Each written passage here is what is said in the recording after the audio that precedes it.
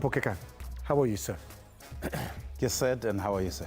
I'm well. We'll get to that. I don't want to go to there quite yet. I want to go to Mamelodi now, scoring an avalanche of goals. Yeah, sure.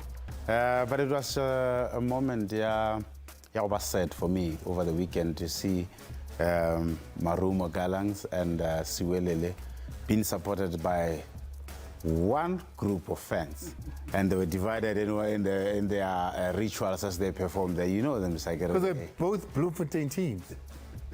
So the fans really support both teams. I don't know. One scored, and I don't know who celebrated them more. Another big thing that happened this weekend is two. You can pick which one you're talking about, Chippa, because with Sekhukhune losing their first game, with Pirates and Chiefs moving on in CAF competitions. Yeah, of course, it's brilliant. We always talk about it, that we need more teams to represent us in CAF tournaments, because that gives our players experience and it benefits Bafana Bafana in the long run. Well, there's a lot to talk about here on Soccer Zone. Welcome to them, Angela Ngube. He's Tlompo Kekana and Thabo Sunong. But that's not the entire team. The team does consist of the Super Journal, the best when it comes to news in this country, alongside Victor Hlungwane, the principal. You have a former Lesotho coach who's divided between Lesotho and South Africa. Right. We're going straight into Chippa United. Chippa United wrote a letter to the league complaining about a penalty, whether it was correct or not. So this is Soccer Zone. We're going to tell you whether this penalty was correctly given or not. And then we'll say, is it Silo Saseka or Saseka? Well, as you sit at home, there's a conversation we'd like to have, and it is already on our social media pages. Now, Kaizer Chiefs, iyakuma penalty uzidlulele kuround ilandelayo CAF Confederations Cup. Ucabangani ngabo mesebefika kuma group stages memedlale kanzima kangaka besa kuma qualification ongena kuma group stages. Ngicela ukubuza kuwena, uwena babukele, uwena basupportayo, ucabangani ngeqembu lakho nendlela eselidlale ngayo. Well, right now though, let's go to the man that South Africa waits for every single Monday. It's the man with the news, the Super Channel.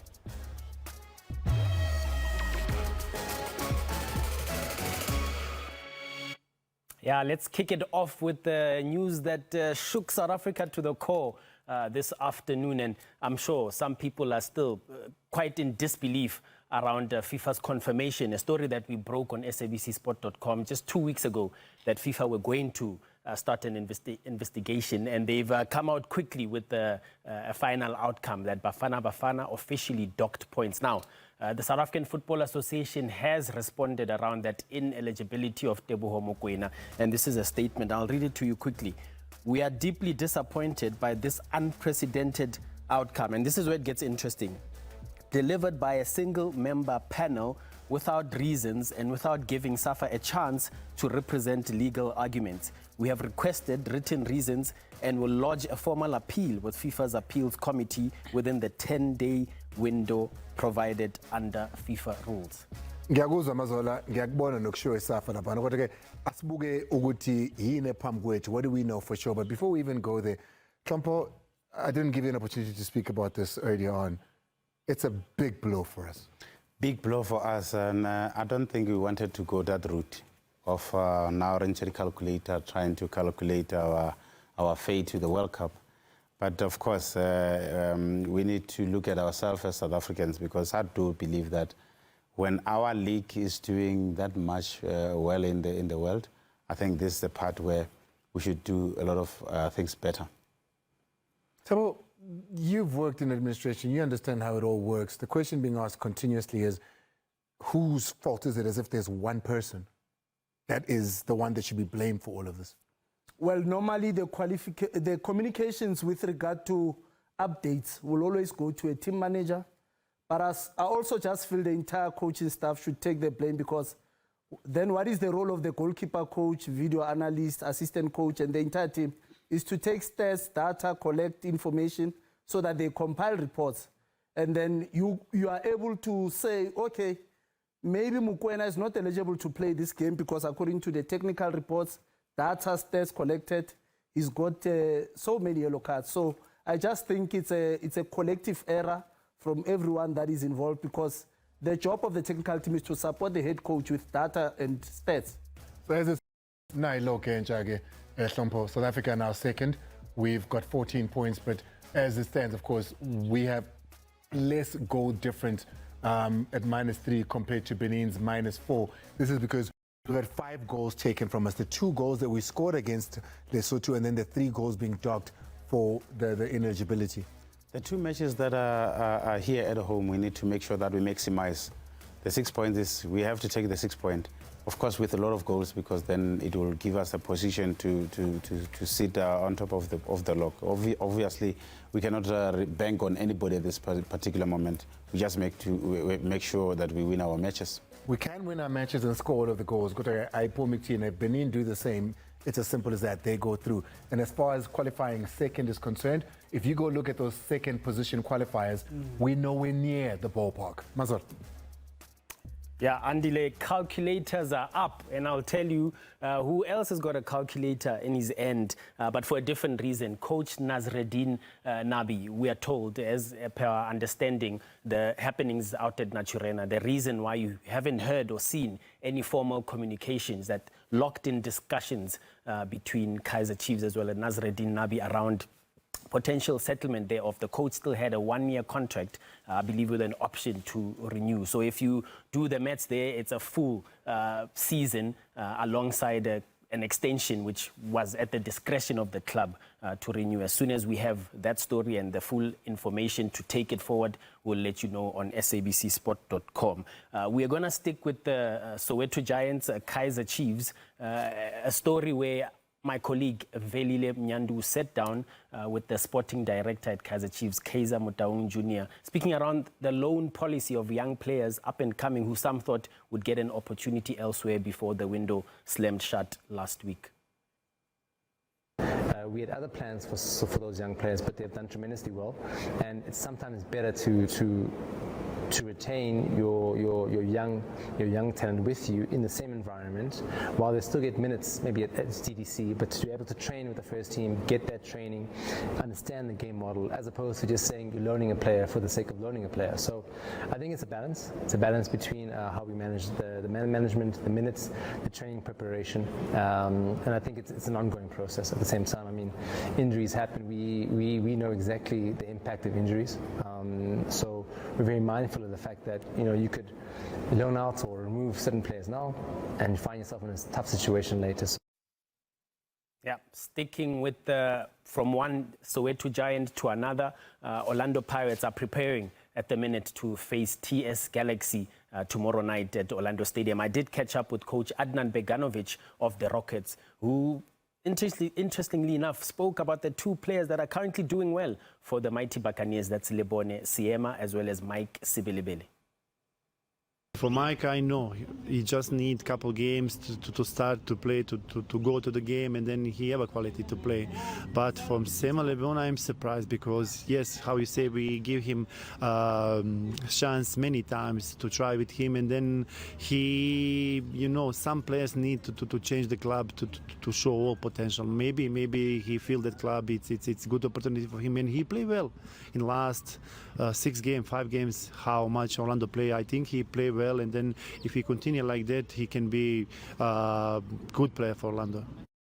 Let's wrap it up now, and Tatana did touch on this story, and he'll come up and explain it a little bit further for those who are still unsure. Over the weekend, sabcsport.com breaking that story around Chippa United sending a complaint to SAFA and the PSL about the conduct and the officiating of Ntate Khumalo when they played Sekhukhune last week. We are now hearing that the review committee is going to only make recommendations around whether the referee should be suspended or not, but Tatana will break it down. But those who want to put out a docket at the South African Police Services, it's up to the club. The review committee is not responsible of that. They are only supposed to make recommendations. But Tatana is going to come up and shake it all up.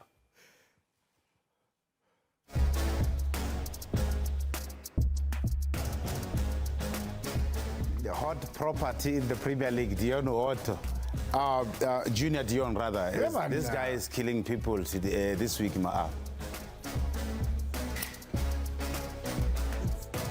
Tashrik Matthews has been very, very influential with assists and also with the goal scoring and final entry actions. Very impressive. Striker Sekhukhune Yanela Mbutuma. I always believe that he's got what it takes to play for a big team. He needed the opportunities like this to showcase his talent. Was getting in that box in that game at Orlando, and of course should have had a hat-trick perhaps, but here he is, Yanela Mbutuma, Tashreeq Matthews or Junior Dion, goal scorers this past week in the PSL as well as CAF competitions. Good. Somtanda Njengo Fish, who is it that you are going with there? All right, Mazolo, delivering some news there. Tatana's going to be coming through to tell us about the Chippa United one, because the question is, was Chippa right to complain? Both penalties were given, and Tatana's going to be giving us a glimpse of to how that all worked. Call it Black Label, that's also coming up. You guys have started to vote in your thousands, but who are you voting for as the champion fans? We'll have to take a look at that as well. A goal! Chiefs are right back in the contest. Vidal, waprika, waya, wayibabu Peterson. Aiden McCarthy, ngabudumo lukuwena, uyile, McCarthy, wayibeka mnatheni, bayikhipha. Ikhabuscope yase Angola. Bayikhipha, bayikhuphela ngaphandle.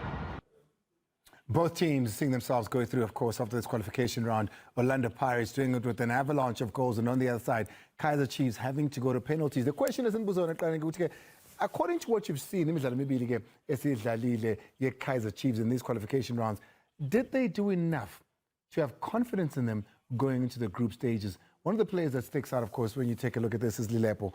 He's a player that many are saying a lot rides on him and his shoulders at Kaizer Chiefs as a goal scorer. You know, I was telling Coach Tabo off air that this is the player that if I was a coach of Kaizer Chiefs, I was going to play him right up as a striker. Somebody who is always wants to take shots at goals. You can tell that he's got goals in him. He just needs to be in a position where he can try to have those moments freely. So I think wherever he's playing, I think he's far from actions, far from the goals. And as a team like Kaizer Chiefs, you need a player of him, his aggression and his raw man in how he approaches the game. Tabo, Lilepo? Brilliant player. I've always believed and said that he's a good signing for Amakosi. However, an attacker like him, because he's so explosive, he needs to be in a setup whereby sometimes they slow up the tempo of the game with how they manage ball possession from, Yeah. So I still feel that the central midfielders for Kaizer Chiefs, whether it's Kele and Mtetwa or be it Ngobo or Mtetwa, they need to sometimes be patient in their ball circulation, focus on control, dominance, to allow the attackers such as Dodidi Lepo, even Ashlyn to preach just to recover a bit and again get the right moment to apply good football actions. If you saw that last action, you can tell that the man wants to be in the box. And if you are a coach of that Kaizer Chiefs team, you deny him to have so much freedom outside because he looks dangerous when he's playing in front of the box. He can take shots, he's got technique, he knows how to drive with the ball, he's quick. You want to play for him. And I think he can be helpful for Kaizer Chiefs because in 7 games, of course, he doesn't score much because he's wide It's the out. return, Trump, because look at that, 32 shots, 14 on target. Chippa United have written to the league. They're unhappy about some of the decisions that were made in the game they played against Sekhukhune United. 2 of those resulted in penalties. Well, let's have a look at them with the man that's got the eye that sees way after with technology. It's the ref in the ref's corner.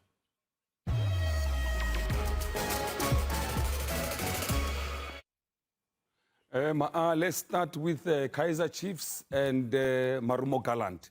There's a penalty given to Kaizer Chiefs. Let's see if the penalty was correctly given.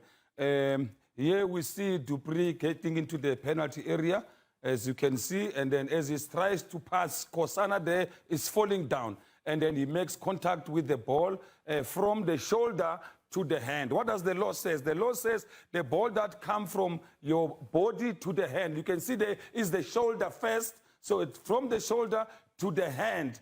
There is no handball offense committed because the law says this is a justifiable moment of that particular action in this particular situation. So therefore, incorrect decision given for a penalty, Ashisa Sekang.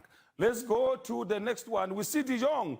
De Jong was tripped inside the penalty area. Assistant referee has a better view than the referee there, but no assistant came in. We're going to show you what happened here. We call it tripping an opponent. Really, there's two offenses that happens. The first one is tripping by Pochenpoel there on De Jong. He doesn't play the ball. He played the man. He also get him on the knee there to make sure that he does not go anywhere. So when a player does like this, is tripping inside the penalty area, penalty should have been awarded. It was not given as Sekanga. Let's go to Umhlekazi. Umhlekazi uyakhala, you know. Bafaki penalty angizwisisi Umhlekazi hlala kusoka zone. Asikubonise ke ukuthi no. Hiyo le penalty akusiyo na. We seen Ndlovu there who was adjudged to have pushed an attacker there. But what does Ndlovu do? You can see Ndlovu there plays the ball.